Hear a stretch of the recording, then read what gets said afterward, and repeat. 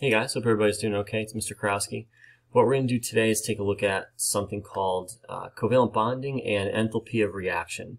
So some of this in the beginning will be a slight review, but enthalpy of reaction is new for us. We haven't seen that before.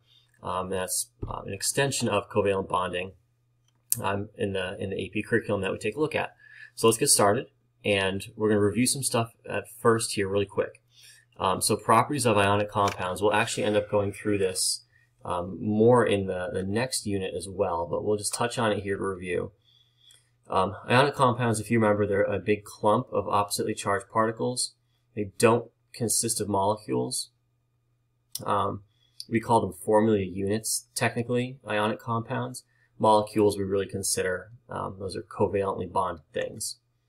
High melting point, I think of the most, very common ionic compound is table salt, and table salt has a high melting point. Table salt dissolves in water, so therefore ionic compounds dissolve in water. Just an easy way to remember that.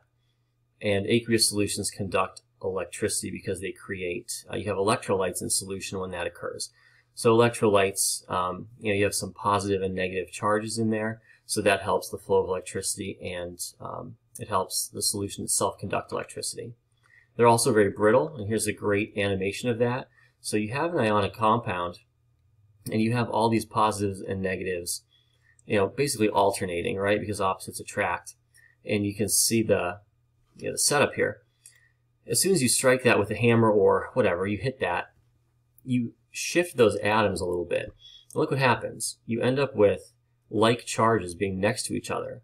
So you have positives lining up, two negatives lining up right here, okay? And then that happens down the line, right? So you have those like charges repelling and pushing them away. So that's part of the reason why ionic compounds are so brittle. So we'll talk more about some of these later on. But we did, previously we looked at the Bohr-Haber process, and that was really focusing on the formation of ionic compounds.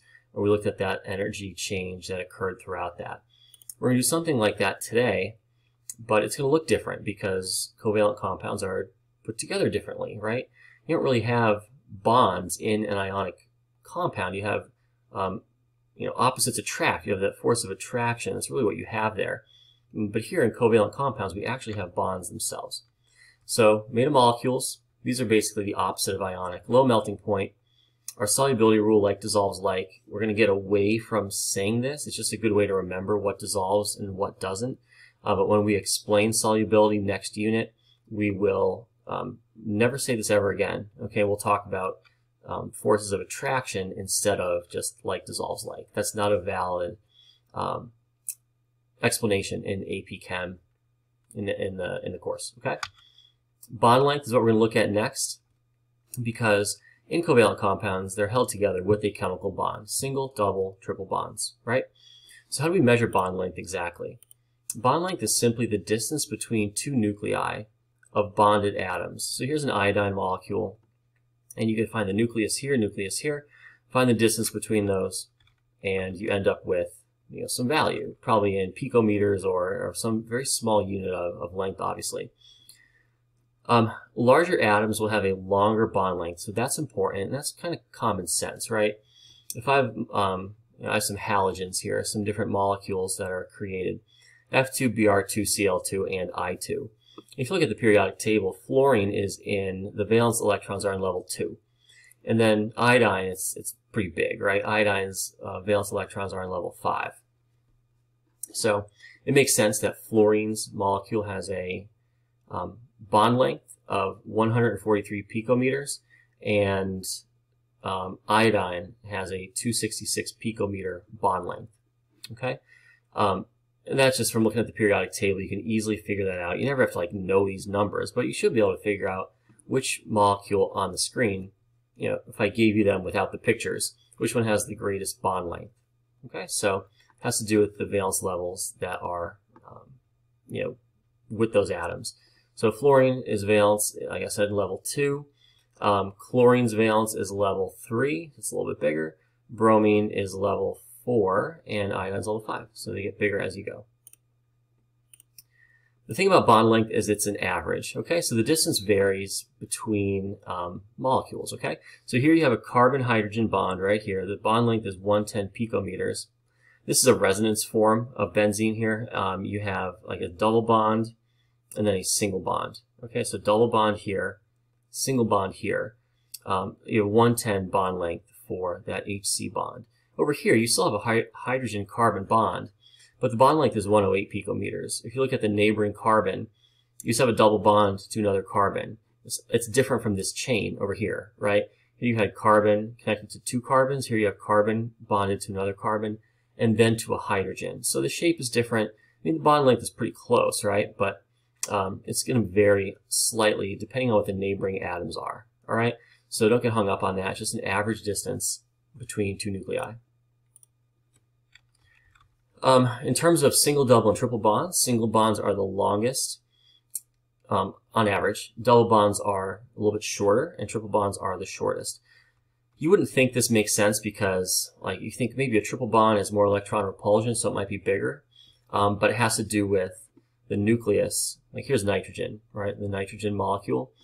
It's triple bonded to another nitrogen. The nucleus of this nitrogen on the left and the nucleus of this nitrogen on the right kind of pull in on these electrons more because opposites attract, you know, right? So it kind of shortens this up a little bit. So that's how you want to think about that.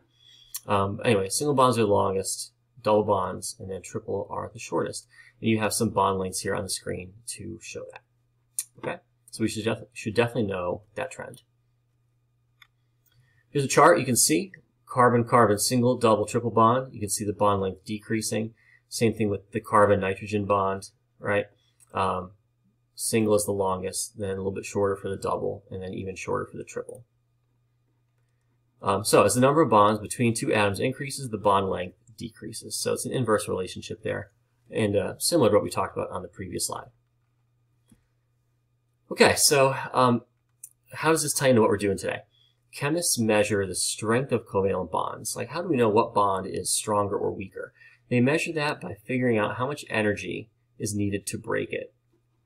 Okay, so here's our term here. Bond enthalpy, bond energy basically, is a measure of how much energy is needed to break a bond between two atoms when they are combined. So let's make a prediction here. What would have a higher bond enthalpy? Hydrogen-fluorine bond or hydrogen-chlorine bond? So you have HF and you have HCl. Which one of those would require more energy to break? Okay, think about what that would be. And then we'll take a look at it on the next slide here. It kind of goes back to a few slides ago where we looked at bond length in terms of the size of the atoms, right? So hydrogen fluoride or hydrofluoric acid, whatever form we're in here, you have HF, right? Fluorine is relatively small. It's in level 2. And the question was comparing HCl, right? So chlorine is in level 3. The valence is in level 3. Hydrogen is the same for both, right? And you can see that since chlorine's a little bit bigger, the bond length between the two atoms will be a little bit bigger here for HCl. You can see it escalates more when you get to HI. Iodine being in level 5 has a greater bond length than the other three of them that are here. So just think a little bit. This goes back to what I said earlier about this class is about knowing a little bit of stuff really, really well and just being able to think your way through things. So if you know that trend in atomic size, apply that, like use some common sense and apply that to what we're talking about here. HF is smaller than HCl, so therefore HCl would be bigger. The coulombic attraction would be less. It's a larger size, has less coulombic attraction, and therefore it'd be easier to separate something like this than HF because the coulombic attraction has decreased. Okay? That's our chain of events here, guys, you want to think about. Bond length is increasing, the size is increasing, therefore the coulombic attraction is decreasing, which means it's easier to break that bond. Okay, it's easier to break that bond because of that decreasing coulombic attraction. So again, that's what you want to think about here as we go through these. There are some other trends. It can get a little bit confusing. You just got to know what you're comparing, think it through. You'll be fine. Okay, Already went over this. Strength of a bond is measured by how much energy is required to break it. So that's called bond enthalpy or bond energy. And you can just look these up in a table in your book or in your packet. Bond enthalpy for a chlorine-chlorine bond is 242 kilojoules per mole. So we always really measure it in terms of a mole of this because we need to have a significant quantity to use in a lab or whatever. So 242 kilojoules per mole is what we're looking at for chlorine-chlorine. Here's the chart. You guys have it in your notes. Note that all the values are positive. This is a huge point right here. Okay, this is super, super important. All bond enthalpies are positive values because it always, 1,000,000% of the time, requires energy to break a chemical bond. Okay? If you learn one thing today, and hopefully you learn more than one thing, but this is something we have to know. And we can't forget this. Okay? So, always takes energy to break a chemical bond. The bond is there. The two atoms have that connection somehow. It's going to take some work to overcome that and to break that connection, right? So if you just think a little bit, like, okay, these two atoms are bonded together. There's some connection there. How am I going to break them apart? Well, I got to do some work, right? I have to put some energy into it to make that happen. So then think about this. What do you think the change in energy will be when a bromine-bromine bond is formed? So you find that over here. To break a bromine-bromine bond, it's 193 kilojoules per mole. So then when the bromine-bromine bond is formed, it will release that energy. Okay? So if your bond is being broken, it requires 193. If your bond is being formed, okay, you're forming that bond, it's going to release that same amount of enthalpy, that same amount of energy. Okay? So it's just a matter of knowing what process is endothermic, that's the bond breaking, and what process is exothermic, that's the bond being formed. Huge, huge idea. Please make sure you have that in your notes somewhere so you can go back and look at that. Okay. This is really easy. Students usually like doing this because it's pretty straightforward and kind of satisfying when you get the answer at the end. You're going to go through a chemical reaction, and you're going to see what is the change in energy that occurs throughout that reaction. Here are your rules. You want to draw the structures of your reactants and products, and then determine what bonds are broken and formed. Okay? So here's your equation. Write that down. I'll explain it in a minute. Your change in energy for your reaction is the sum. That's what that symbol is, right? It's the sum of the bond enthalpies of your bonds that are broken. So you add up all your bonds that are broken, okay, all the bonds that you break. That goes here. And you subtract all of the bonds that are formed. This makes perfect sense, right? Because these values will be positive. Breaking bonds requires energy, positive values. And then if you form bonds, they're negative, right? So a negative number is really subtracting a positive number, right? So bonds broken, positive values, bonds formed, negative values. You see what the difference is when all is said and done. So let's check out the first example here.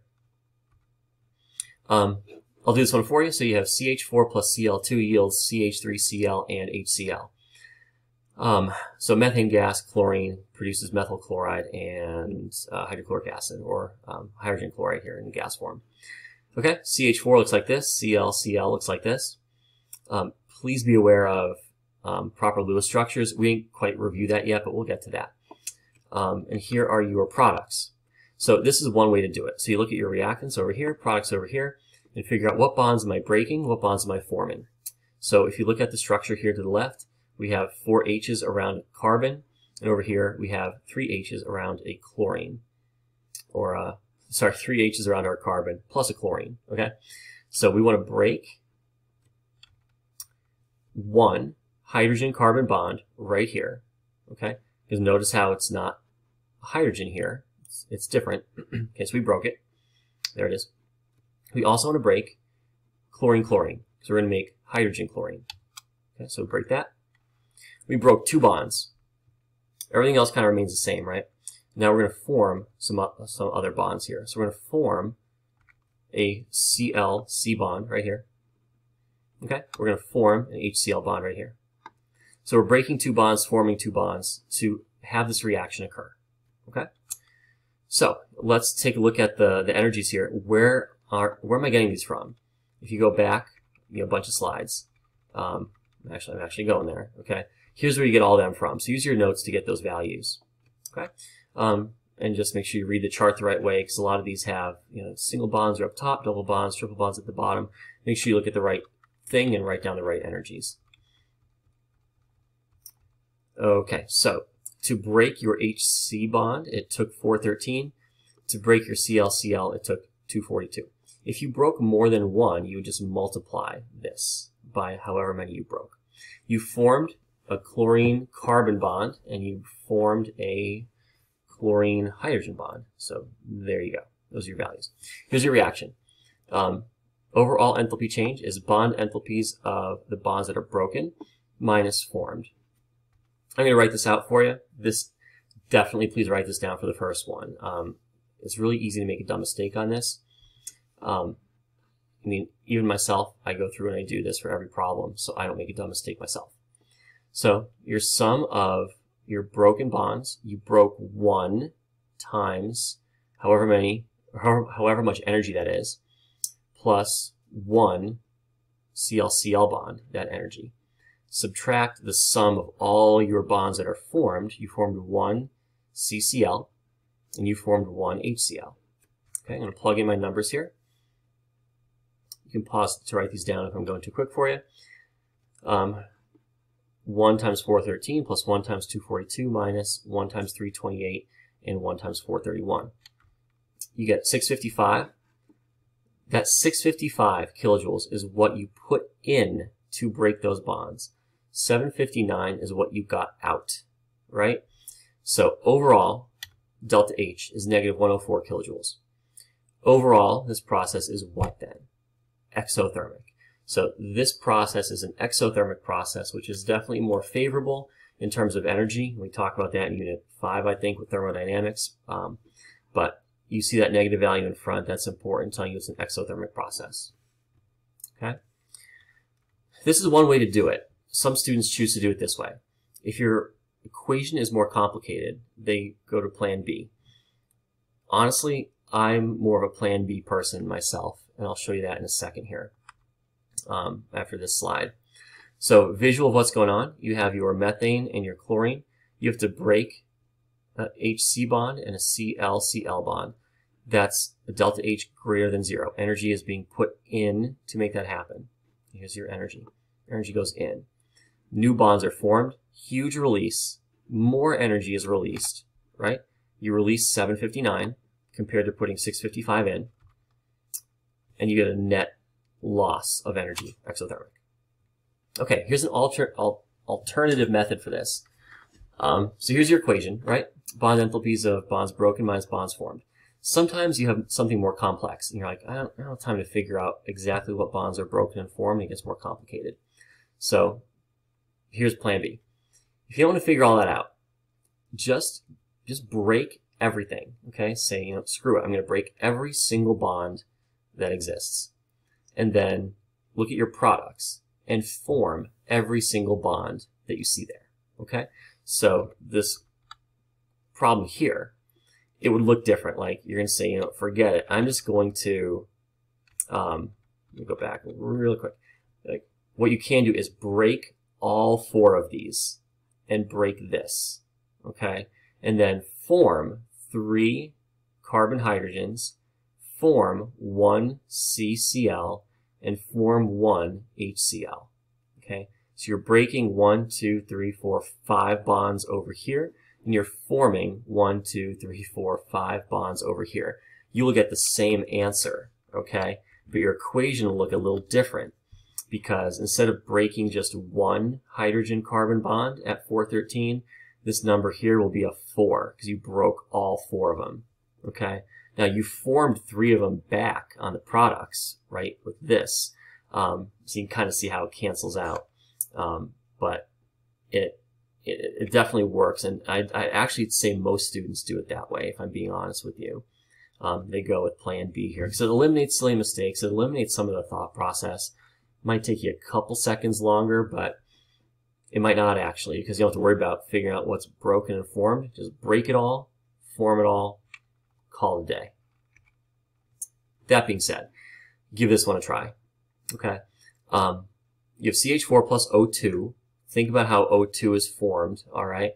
Produces CH3OH. So I'll give you a little helpful hint here on this, just because we haven't reviewed Lewis structures yet. So CH4, you saw that already in the previous question. So CH4 looks like that. Those are 4 hydrogens. Oxygen has a double bond. CH3OH. Here's your carbon. There's your hydrogen. There's 2 more. This is a little sloppy, sorry. There's your oxygen, and there is your hydrogen. If I'm being OCD here, you need to have your proper octets. They don't come into play, though, right now, because you just care about what bonds you have. Okay, so you have CH4, O2, the double bond creates CH3OH, and there is your formula and or structure for that. All right, give it a try. So either break all these and form all these, or figure out what exactly do I need to break over here, what exactly am I forming over here, and do it that way. Check out what your answer is. We could talk about it in class or go over it. We'll do some more practice a little bit later, but this is usually pretty straightforward and simple. So hopefully you guys understood this, and give this one a try, pop your answer in, and we'll talk about it later. All right, thanks guys.